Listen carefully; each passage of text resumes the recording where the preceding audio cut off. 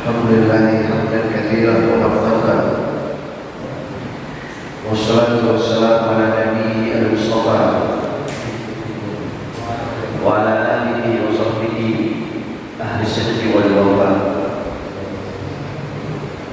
Qala Allah Ta'ala fi kitabihil karim, ya ayyuhalladzina amanu taqullaha haqqa tuqatih wa la tamutunna illa wa antum muslimun.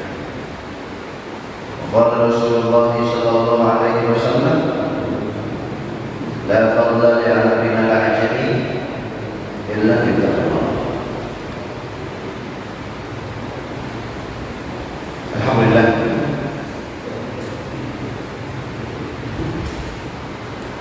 yang telah kembali mengumpulkan kita, saudara-saudara jemaah muslimin yang dirahmati Allah sekalian, di tempat yang berkah, di waktu yang sangat berkah, di bawah rintik hujan yang Masya Allah. Sudah Allah tahan berapa bulan hujan bulan ini, karena ya sejatinya hujan itu berkah. Baik kata Rasulullah, cinta di mana terlalu. Ada dua doa yang tidak akan tertolak. Ada dua doa yang selalu dijawab oleh Allah. Ad-doa 'inda nidawati al-matar, doa di antara azan dan iqamah, dan doa di bawah hujan. Dalam riwayat Bukhari, ketika Rasulullah sallallahu alaihi wasallam dan para sahabat diberikan hujan oleh Allah, akhirnya orang-orang keluar dari rumahnya. Bahkan Rasulullah membuka sedikit jubahnya agar air hujan masuk untuk mengenai tubuhnya. Allah Subhanahu wa taala berfirman, "Wa nazzilu 'alaikum minal ma'." Dan Allah lah yang menurunkan kepada kalian min as-sama'i ma'an, dari langit air. Untuk apa? Menghidupkan tanah yang telah mati. Ahli tafsir mengatakan kalau tanah yang mati saja bisa hidup, apalagi penyakit yang disembuhkan. Tapi orang Indonesia kalau ada anak yang hujan bilang apa dia? Jangan main hujanan, nanti bilang sakit. Benar ada sakit, kenapa? Karena dia yakin dengan tersebut, dia yakin kalau anak saya main hujanan masih sakit. Bukan karena sebesar dari Allah yang berdiskusi. Ada yang berdiri bahwasanya Allah itu akan memberikan sesuai dengan prasangka hambanya. Falyazul masya, maka hendaknya seorang hamba terserah dia mengira apa. Jika khair fa khair, kalau dia mengira baik kepada Allah akan baik yang datang. Wa jika syarr fa syarr, kalau dia mengira buruk, pesimis dengan takdir Allah, dia semusuh dengan Allah, benar yang akan datang adalah keburukan. Kenapa kita memahami hujan? Karena kita ada di negara negerinya musim penghujannya panjang. Namun kalau di Saudi, di Madinah, di negara yang sulit untuk hujan, mereka sangat bersyukur dengan hujan. Karena ikhwan yang Allah muliakan, karena kita berusaha tauhid, jangan kita sekali-kali menjelek-jelekan hujan. Suatu saat ada seorang sahabat yang baru membeli selendang baru. Akhirnya selendang barunya kena angin. Akhirnya jelek-jelekin angin. Angin sial, ya syukur deh. Dia jelek-jelekin angin. Apa kata Rasulullah? La tasubur dia, fa innaha ma'murah. Jangan kalian celah angin. Fa innaha ma'murah. Karena angin itu diperintahkan oleh Allah untuk bertiup. Yasubbu doa ada mudah kata Rasulullah diskusi. Rasul bersabda berfirman, senantiasa anak-anak itu menjelek-jelekan apa yang terjadi di bumi ini, padahal Allah yang mengatur bumi berputar. Habis nyuci mobil hujan, ngomel-ngomel, hujan itu sial banget. Mana Allah? Habis nyuci udah kering, udah pengen kering, hujan lembat lagi. Sial. Tauhid ikhwan, tauhid akidah kita harus dibenarkan. Karenanya para sahabat terdahulu mereka tidak pernah mencela apa yang terjadi di bumi Allah. Karena mereka tahu perintah Allah, bumi itu diperintahkan oleh Allah untuk terjadi apa yang terjadi di dalamnya. Justru kita ketika turun hujan bersyukur selain berkata Allahumma sayyiban, ya Allah berikan hujan yang manfaat. Kita hujan. Ya. Kemarin tadi pagi kami mengisi kajian di Tangerang, masya Allah hujan, badai. Ya. Dan bisa jadi hujan yang kita nanti itu, hujan yang kita hindari ini adalah penantian untuk orang-orang yang mengharapkan hujan. Karena jangan pernah kita menjelekkan hujan. Baik, itu hanya perbedaan ya. Baik, kita lanjutkan baiklah, kita mulai dari kita tauhid. Di pertemuan yang lalu kita bahas tentang hukum menggunakan gelang untuk laki-laki ya. Masih ingat tak? Itu banyak. Itulah ilmu kita yang dilupakan. Kita ulang hadis yang lain. Bawaan dari Husain dari Imran bin Husain radhiyallahu anhu masallallahu alaihi wasallam. Anna Nabi sallallahu alaihi wasallam ma'rufun fi yadihi khatun min sufrin. Bahwasanya Rasulullah pernah melihat seseorang laki-laki memakai gelang dari kuningan. Ya gelang lagi. Faqala ma hadhihi? Rasul bertanya, apa ini? Faqala min wahidah. Kata dia dari wahidah. Atau hiasan atau aku gunakan untuk menangkal bahaya atau penyakit. Faqala Rasulullah SAW yajzi'aha, untuk berkata lepas.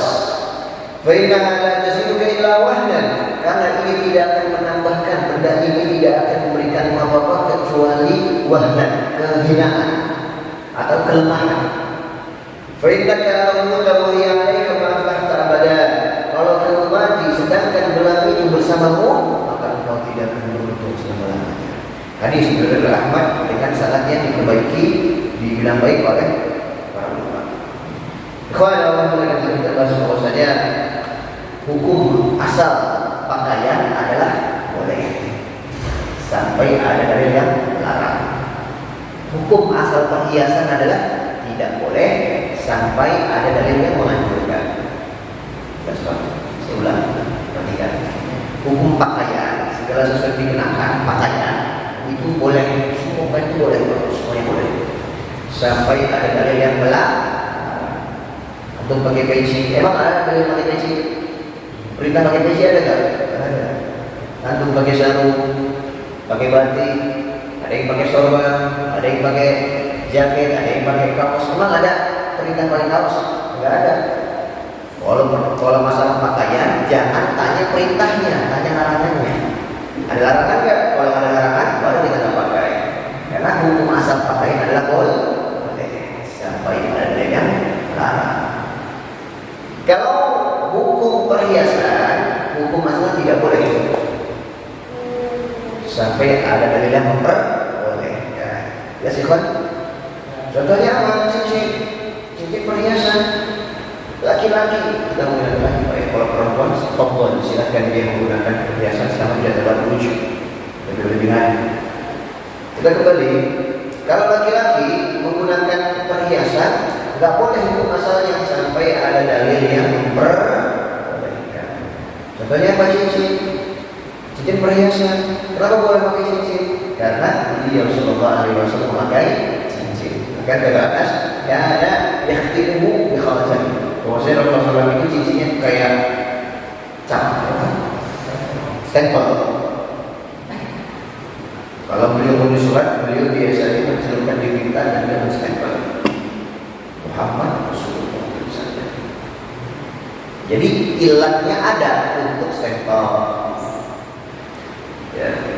Zat, bagaimana dengan gelang laki-laki? Allah Rasulullah. Apakah laki-laki boleh pakai gelang? Karena tidak ada dalil yang memperbolehkan, namun malah ditemukan dalil yang melarang yang kita bahas sekarang. Karena yang Allah Rasulullah bahwasanya laki-laki tidak boleh pakai gelang. Zat, bedanya gelang menjam apa? Oh beda. Kalau menjam tangan itu ilatnya apa? Menunjukkan waktu. Ilat itu sebabnya, sebab penyakit, sebab adatnya ilat. Makanya kata ahli fikih dalam kitab ini dikatakan al-hukmu yaduru ma'illat wujudan wa adaban. Hukum itu selalu beredar bersama ilatnya, ada atau tiada. Kalau ilatnya sudah tidak ada, hukumnya tidak ada. Kalau ilatnya masih ada, hukumnya masih ada. Sulit Pak ya, Anda jelaskan. Bolehkah kita jual beli darah? Tidak boleh. Itu masalahnya. Kenapa? Karena darah bukan sesuatu dikonsumsi. Pokoknya kalau nggak boleh dikonsumsi, kalau haram untuk dikonsumsi nggak boleh dibeli. Contohnya apa?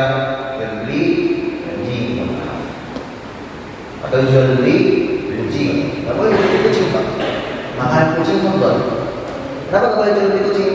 Karena coba, karena kucing dia dikonsumsi. Jual beli buaya, nggak boleh kan?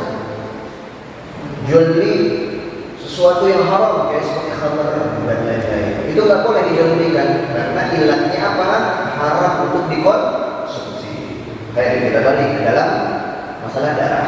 Darah haram diperjualbelikan kalau dikonsumsi. Namun kalau darah itu bukan untuk dikonsumsi, untuk ditransfusi, bolehkah dijualbelikan? Diperjualbelikan? Boleh. Mengapa? Karena ilahnya sudah berubah. Jelas Pak. Tadinya diharamkan karena ilahnya dikonsumsi jadi haram, namun karena dikonsumsi jadi halal. Contoh yang lain, minyak wangi alkohol. Nanti beli minyak wangi alkohol nggak boleh Pak kalau dikonsumsi. Dan alkohol obat? Bukan. Kenapa kalau untuk pakai ibadah boleh? Fatwa. Bahkan fatwa Rasulullah Imam mereka mengatakan boleh sholat dengan parfum yang ada alkoholnya. Kenapa? Karena dipakai, bukan untuk dikonsumsi. Jelas Pak? Itu namanya ilat. Ilat. Dari dulu itu Pak. Kita kembali, kenapa seorang laki-laki diharamkan untuk pakai ilat? Karena ilatnya itu apa? Sudah tidak ada ilat. Ilat itu pengharaman jadi tidak ada tujuan. Bahkan kata Rasulullah, bahkan kata seorang penulis kita, ilatnya itu lebih masuk ke dalam tasyabbuh, menyerupai laki-laki kepada perempuan. Makanya Rasulullah bersabda, la'anallahu al-mutasyabbihin minal rijal wa mutasyabbihat minal nisa. Rasul melaknat laki-laki menyerupai perempuan, perempuan menyerupai laki-laki. Kalau perempuan boleh saya pakai gelang, fadhal. Perempuan boleh pakai kalung, fadhal. Pakai cincin, pakai apa? Anting, fadhal. Bahkan bahkan dibuat perempuan itu boleh memakai semua perhiasan dengan syarat tabarruj. Boleh pakai gelang kaki, silakan tapi jangan berbunyi. Allah. Ya. Di ikhwan yang Allah muliakan, maksud dari hadis ini adalah karena orang ini memakai gelang menyandarkan nasibnya pada gelang tersebut. Mereka bertanya, "Ini buat apa ini?" "Ini wanita untuk menghilangkan demam." Rasulullah nggak boleh. Kalau kita katakan untuk menghilangkan demam juga nggak boleh, berarti laki-laki berhias dengan sesuatu yang tidak diperbolehkan pun tidak boleh. Ya, wallahu a'lam bishawab. Boleh ikhwan Allah melihat beliau berkata hadis selanjutnya, walahu an Uqbah bin Amir, dari Uqbah bin Amir marfu'an secara marfu', man ta'allaqa tamimatan fala taqallahu lahu wa man ta'allaqa walatan fala wala'ahu Allah. Barang siapa yang menggantungkan suatu gantungan, maka Allah tidak akan menyempurnakan asapnya, menyempurnakan permintaannya. Wa man ta'allaqa wala'atan fala wala'ahu Allah. Dan barang siapa yang menggantungkan sesuatu yang diambil dari laut, apalagi sekarang, maka Allah tidak akan membuatnya tenang di nantinya. Dalam riwayat lain, riwayat masalah tamimatan faqad asyraka. Dalam riwayat yang dikeluarkan oleh Ahmad dalam musnadnya, barang siapa yang menggantung sesuatu tamimah, maka dia telah berbuat syirik. Riwayat Ahmad dan lainnya. Ikhwan yang Allah muliakan, di bab sekarang pertemuan kali ini akan kita bahas tentang apakah seseorang yang menggantung sesuatu. Berarti sekarang bukan gelang Pak, yang dibahas adalah kalung. Sekarang kita bahas kalung. Apa hukum kalung untuk digunakan? Kalau kalung itu digunakan untuk perempuan dengan tujuan berhias, boleh langsung. Boleh. Namun kalau tujuan kalung itu sudah bergeser dari berhias tentang perempuan atau laki-laki ya, nah ilatnya di sini nih. Nanti kan kita ilat lagi. Jadi tujuannya bukan untuk berhias lagi. Si perempuan ini pakai kalungnya untuk menggantungkan nasibnya kepada kalung tersebut. Bagaimana kalungnya? Kita saksikan. Yukhbirna Uqbah bin Amir radhiyallahu anhu, beliau berkata, sahabat yang mulia Uqbah bin Amir berkata, fi hadzal hadis, di hadis ini, anna Rasulullah sallallahu alaihi wasallam da'a liman allaqa tamimatan aw wada'atan mu'tadidan fihi man taqadduna Allah fa inna Allah la yutifu umurahu. Di hadis ini Uqbah mengabarkan kita bahwasanya siapapun dari manusia yang menggantungkan kalung atau apa Pak kalau digantung dulu itu biasanya raja raja benar ya. Biasanya ditaruh kayak kain kemudian ditutup tulisannya tulisan Arab dan jelasnya. Dia di sini Rasulullah Shallallahu Alaihi Wasallam berpesan Uqbah bin Amir, beliau SAW berdoa keburukan untuk semua manusia yang menggantungkan harapannya kepada selain Allah, namun mereka malah menggantungkan kepada kalung-kalung yang mereka katakan. Mu'taqidan fihi man nafadun Allah, yang dengan yang digantung tersebut dia punya harapan kepada selain Allah. Jadi berharap kepada kalungnya. La yutimu umurahu, agar Allah tidak memberikan doa-doanya. Didoakan oleh Rasulullah SAW. Bal wa yuhram wa yaqbal wa yuharrimuhu min ad-du'a min ad-da'ati wa sukun. Bahkan Rasulullah SAW mendoakan agar orang yang berharap kepada selain Allah itu tidak akan pernah hidupnya. Wa akhbara anna mithla hadza amalun batilun, dan beliau mengajarkan kita bahwasanya ini adalah perkara yang batil. Bal akhbara, dan di riwayat itu bahkan di riwayat Ahmad tadi disebutkan terakhir, barang siapa yang menggantungkan kalung atau sesuatu yang digantung berharap dengannya manfaat atau berlindung darinya bahaya, maka dia telah berbuat syirikan. Subhanallah. Coba ya. Banyak melakukan begini. Semua terjadi kita. Banyak orang. Ustaz, saya pernah lihat Ustaz, ada orang gantungin raja atau gantungin sesuatu dikantongin sama dia. Tapi pas saya lihat tulisannya tulisan Arab Ustaz. Bahkan ada ayat Al-Quran. Mungkinkah ayat Al-Quran tidak boleh kita gunakan untuk perlindungan? Jawabannya bagaimana? Bantahnya mudah, sebagainya sederhana Pak. Al-Quran itu diturunkan untuk dibaca, ditadabburi, bukan untuk digantung.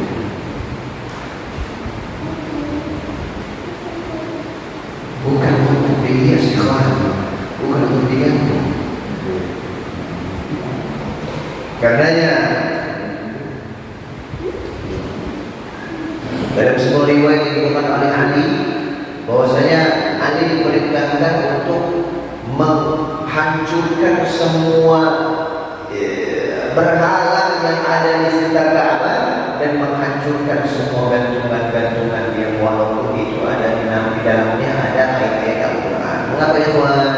Karena Allah Subhanahu wa Ta'ala firman, "Wa ma anzalna ilaikal kitaba illa liyadabbaru ayatihi wa liyatadhakkaru ulul albab." Dan tidaklah yang diturunkan Al-Quran kecuali untuk apa?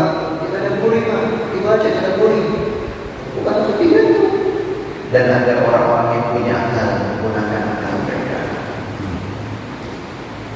Ya. Jadi jangan terkecoh, jangan mentang-mentang tulisannya Arab, ayat Al-Quran. Jangan terkecoh. Itulah syaitan. Itulah iblis alaihi laknatullah. Semoga Allah melaknatnya. Mengapa? Karena iblis itu pengalamannya panjang Pak. Iblis itu udah hidup dari zaman Nabi Adam alaihissalam, punya beberapa cara, punya banyak cara untuk menyesatkan hamba Allah. Kalau dia tidak bisa menyesatkan seseorang ke jalan yang salah, maka iblis akan menghiasi seseorang ke jalan yang salah, namun merasa dia benar. Jangan pikir iblis itu, wong pengalamannya udah Coba dari kita dengan biarkan berapa puluh ribu tahun, ratusan ribu tahun mungkin. Itulah pengalaman Iblis. Kemudian dia berkata, al-fawaid, faedah yang saya katakan adalah nafyu nazar al-mu'taqad fi al-kalimati wal wada'ah. Tidak boleh meyakinkan sesuatu baik bahaya untuk dihilangkan atau manfaat untuk didapatkan dari kalung atau wadah. Dari wadah dijelaskan, wadah itu kayak benda yang diambil dari dasar laut yang mutiara di wadah misalnya. Tak boleh kita yakin lagi. Ya. Yang kedua, jawaz doa ala asah ala satir, bahwasanya Rasulullah SAW mendoakan keburukan. Tuan, mana mau tanya? Bayangkan bagaimana jika kita didoakan oleh seseorang keburukan. Antum didoain sama kiai, sama ustaz, sama orang yang bertakwa, mendoakan keburukan buat antum. Kira-kira antum takut gak, khawatir gak? Orang doain semoga kamu mempunyai keturunan. Ini ada orang soleh ini, khawatir gak kita? Takut kita. Karena apa? Karena kedekatannya dengan Allah. Ikhwan, saudara yang Allah muliakan, kalau kita takut didoakan keburukan oleh orang soleh, bagaimana jika didoakan keburukan oleh Rasulullah SAW? Ya Allah, mungkin karena Allah menolak doanya Rasulullah SAW. Ya, bukan berarti Rasul jahat juga ya, doain umatnya keburukan. Enggak. Maksudnya Rasulullah SAW ini mengajak umatnya untuk berpulang kepada kemurnian tauhid. Bahwasanya yang memberikan bahaya itu hanya Allah, yang memberikan manfaat hanya Allah Subhanahu wa taala. Itu maksudnya. Kemudian yang ketiga, manfaat dari hadis yang kita bisa ambil di atas adalah anna ba'd sahabati qad yajhaluna mithla hadha fa kaifa biman ba'dahu. Bahwasanya para sahabat ada yang tidak mengetahui hukum ini. Rasul bersabda ini karena melihat seorang sahabat, padahal para sahabat hidup di era Rasulullah yang dimana transaksi wahyu masih berjalan. Namun mengapa ternyata ada masih sahabat yang tidak tahu hukum ini? Bagaimana dengan orang-orang sahabat? Makanya kebanyakan dari kita jatuh ke dalam keburukan karena tidak tahu itu keburukan. Sahabat saja yang hidupnya bersama Rasulullah, kadang mereka belum tahu hukum ini. Ya keras, mungkin itu diberikan uzur. Kalau dalam buku, dalam kitab tauhid ada uzur bil jahli. Mereka diberikan uzur, diberikan maaf karena kebodohan mereka.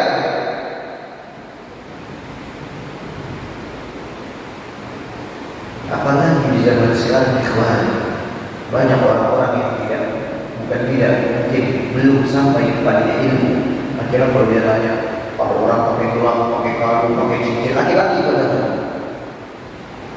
saya pernah waktu itu nyewa mobil online, ojek mobil online. Pas saya masuk, Masya Allah, itu di dashboard semuanya batu akik, batu cincin, batu giok, batu ginjal, ini batu tempel semua. Itu dashboard semua. Allah. Anak tanya, bahasa-bahasanya karena mengisi kajian waktu itu. Ini banyak banget kan koleksi, bukan koleksi Pak Ustaz. Kalau aneh batu ini dia hafal, batu ini buat kalau misalkan lagi musim hujan, ya. Jadi mobilnya enggak kepleset atau apa. Kalau batu yang ini untuk meluruskan atau banyak yang ada.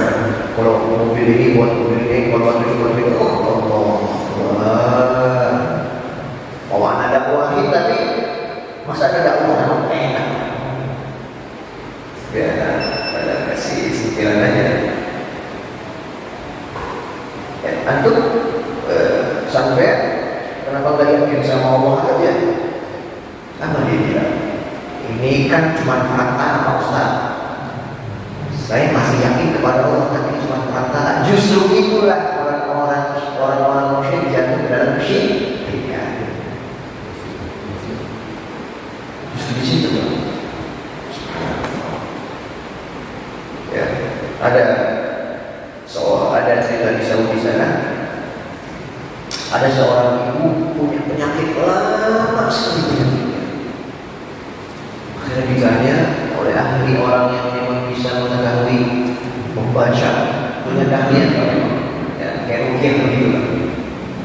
Akhirnya punya usut, ternyata ibu ini punya perjanjian dengan jin. Dia punya seperti perjanjian yang kalau dia ingin mendapatkan manfaat, dia harus memberikan ya, setiap hari, entah setiap bulan, entah kambing atau bisa memberitahu di pohon ini. Akhirnya si ibu ini gak bisa ngejamin kambing lagi, gak mau interaksi dengan jin lagi. Akhirnya dibuanglah kambingnya ke dasar laut, ditimpa pakai batu, dibuang ke laut Jeddah. Ibu ini sakit setiap hari. Mengapa? Karena kontrak dengan jinnya masih berlanjut. Akhirnya apa?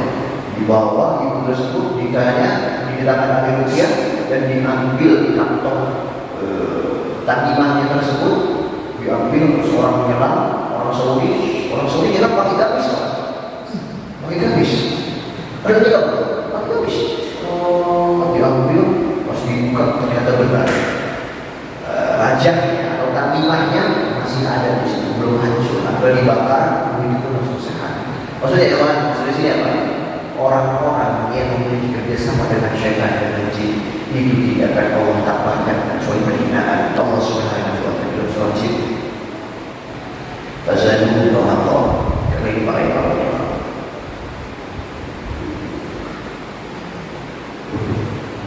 Dalam surah Jin ayat 6, orang yang menggantungkan asapnya, harapannya kepada selain Allah, entah itu jin atau siapa yang sakti-sakti, semuanya pasti mereka akan lemah sakit. Allah firman dalam surah Al-Jin 29 ayat 6, wa annahu kana rijalun minal ins ya'udzuuna bi rijalin minal jin fazaduhum rahaqa. Bahwasanya ada segolongan laki-laki dari kalangan manusia, mereka meminta perlindungan kepada jin bukan kepada Allah. Maka jin itu hanya memberikan mereka kelemahan demi kelemahan saja. Jangan kalah. Ya mungkin orang yang punya tandingan, punya gantungan tersebut, dia merasa, oh iya benar, saya pakai kalung ini berarti jadi laris 1-2 hari. Setelah itu apa? Dia terikat dengan kontrak syirik di kalung syaitan. Alas berharap kepada Allah Subhanahu wa taala. Alas.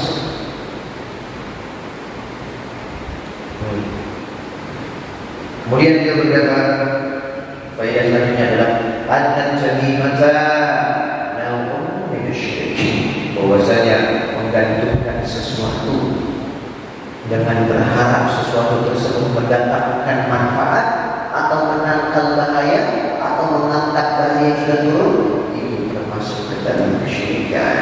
Wallahu a'lam. Beliau di sini mengatakan syirik apa? Syirik besar atau syirik kecil? Kata para ulama, kalau dia yakin Allah masih ada turun tangan untuk memberikan dia bahaya atau manfaat, maka masuk ke syirik kecil. Contohnya apa? Ada orang pakai gelang. Antum pernah tahu gelang-gelangnya atau gelang batu dia gitu yang katanya ada model? Tahu? Nah, dia pakai gelang ini Pak. Dia pukul-pukul. Kan dia pakai gelang kan? Kemarin belajar, boleh lagi untuk pakai gelang. Kalau dia jawab seperti ini, aneh pakai gelang ini bukan gelang ini yang menyembuhkan, namun karena disarankan oleh dokter. Jadi dia tidak ada niat untuk berhias pas dari awal, namun dari awal untuk pengobatan. Maka kata para ulama boleh, namun jangan berlebihan. Yes. Karena kalau masuk kuliah maksudnya fudul mubahat, dan fudul mubahat yang namanya kecil. Maksudnya apa? Udah sembuh masih aja dipakai. Nanti udah sembuh kan, udah nggak sembuh kan, udah nggak pulang kan? Kenapa masih bilang dipakai? Ya takutnya pulang lagi. Khawatir kan dia? Ini tergantung ketergantungan kepada selain Allah. Bisa masuk syirik kecil kapan? Jika dia masih ada mengingat Allah, bukan benda tersebut saja. Ente pakai kalung itu, pakai gelang mahal itu buat apa? Buat lagi pegel. Oh ente yakin gelang itu lagi pegel? Ya yakin sih. Namun ane masih yakin juga bahwasanya ada pasti izin Allah juga. Nah, dia menyamaratakan kekuatan Allah dengan kekuatan biasa tersebut. Maka ada kata syirik di situ. Apa-apa syirik kecil ini? Antum jangan tertipu dengan kecilnya. Syirik kecil itu dosa besar. Pokoknya kalau dosa itu sudah menyimpan nama predikat syirik, dosa besar. Dia tahu syirik kecil kan namanya kecil apa? Syirik kecil itu berbahaya. Nah, kapan bisa menjadi syirik besar? Jika dia yakin hanya itulah yang bisa menyembuh, bukan Allah. Jadi kenapa pakai gelang itu, pakai kalung itu? Ini gara-gara ini jualan ini lancar. Nah, ini lagi pegangannya, ini penjagaannya. Dan termasuk dalam syirik besar. Konsekuensi syirik besar apa? Berarti dia telah keluar dari daerah keislaman. Yang lebih masuk kepada. Pak, sebelum kami lanjut menutup tanya jawab kepada tanya jawab, kita melihat kepada anak-anak kita, apalagi anak muda zaman sekarang dengan banyak memakai gelang. Coba cepat dengarkan dengan kebanyakan anak-anak sekarang itu mereka ingin ikutan. Kamu kenapa nak pakai gelang? Teman aku aja pakai. Justru ini daripada yakin dengan manfaat syirik sedapat tasyabbuh. Apa tasyabbuh? Menyerupai orang-orang musyrik. Rasul bersabda, "Man tasyabbaha bi qaumin fahuwa minhum." Barang siapa yang menyerupai suatu kaum, maka dia menjadi golongan mereka. Kamu kenapa tak pakai gelang? Soalnya pemain bola ini pakai gelang. Yes. Pemain bola itu agamanya apa? Agamanya kafir, orang Kristen. Kamu kenapa ikut-ikutan? Bukan keren. Tidak boleh ikut-ikutan. Panutan kita hanyalah Rasulullah SAW. Kebanyakan anak ikut-ikutan Pak. Ada sekarang laki-laki banyak pakai bantu, laki-laki tidak boleh kan? Rambutnya panjang pakai bantu, kemudian laki-laki tinggi. Ada laki-laki juga dia menggunakan bahkan zaman sekarang subhanallah. Benar dari ini yang baik. Zaman semakin kesini semakin kira, zaman semakin tua, semakin lanjut, maka semakin aneh. Bahkan sekarang laki-laki pakai baju perempuan. Subhanallah. Ada laki-laki kemayu, laki-laki becek.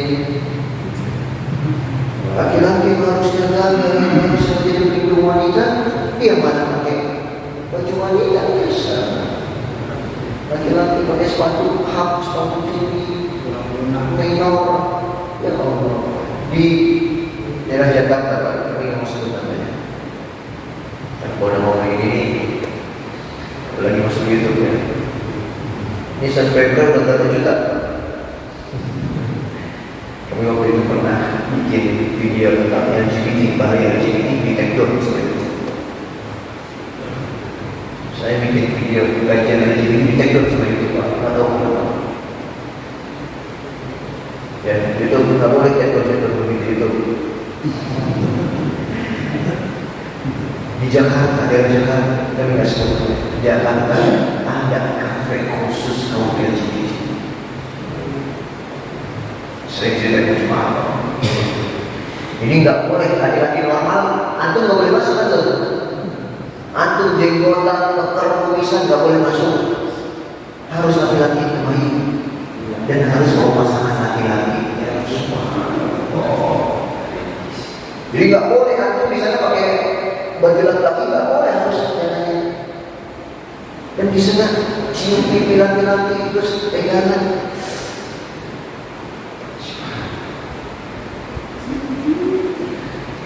Suatu hari di zaman Umar ada seorang sahabat yang baik. Dia takhannan itu keperempuanan dari lenggak-lenggoknya. Akhirnya Sayyidina Umar diberi anak. Akhirnya Umar dengan laki-laki tersebut, ini penyakit kaum Lut ini. Apa yang perempuan diasingkan sekali. Jangan di Madinah, cari tempat lain.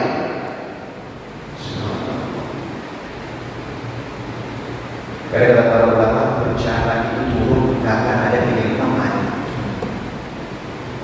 Kalau mereka bilang ini kan kita perasaan cinta itu dari Tuhan, kata mereka. Hati itu nggak bisa, perbedaan itu harus kita maklumi.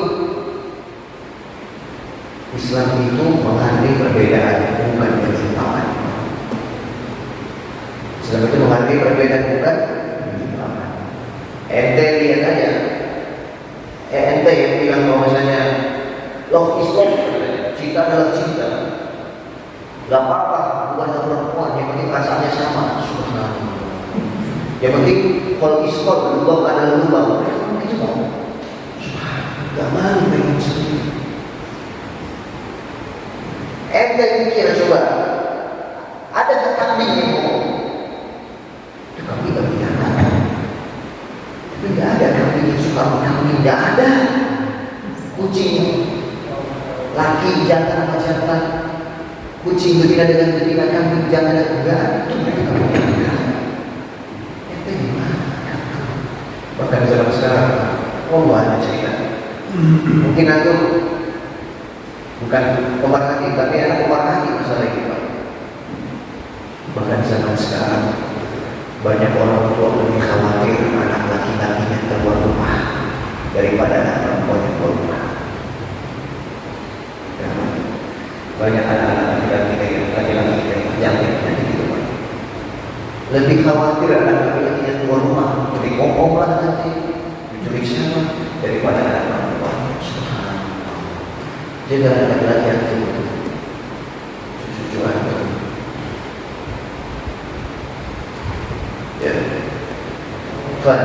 Ya, maaf kami menyerahkan masalah ini. Maksudnya apa? Maksudnya zaman itu semakin kesini semakin aneh.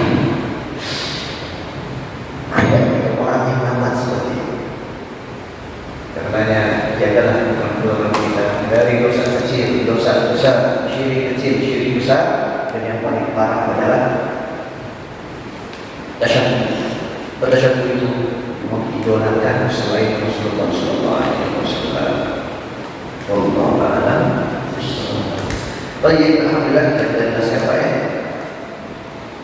Beberapa tentang hukum tidak boleh mengandung rasa dan sebagainya. Jadi kita bahas sedikit dahsyat dosa yang jadi. Ini nanti kalau dia di tekton, berarti gara-gara kita jelasin LGBT. Sampaikanlah kebenaran, Pak. Sampaikanlah kebenaran. Lebih baik kita gugur karena berjuang dengan kebenaran daripada kita terus berjalan namun kita seorang pecundang yang mengangkat kerinduan. Jadi gugur. Semoga Allah jaga keturunan kita semuanya. Baik, sudah isya belum, Pak? Sudah? Tunggu lagi. Jika ada pertanyaan, jika tidak ada, langsung. Visual ikhwan ada pertanyaan? Silakan.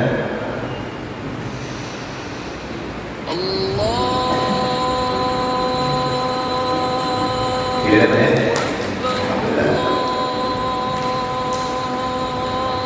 Semoga apa yang kita pelajari yang sedikit ini bermanfaat. Semoga Allah istiqomahkan kita di atas agamanya, di atas sunnah Rasulullah SAW. Semoga Allah menjaga keturunan kita dari penyakit hati, penyakit badan, penyakit LGBT dan lain-lain. Kita jumpa dengan Allah. Subhanallah wa bihamdihi. Assalamualaikum.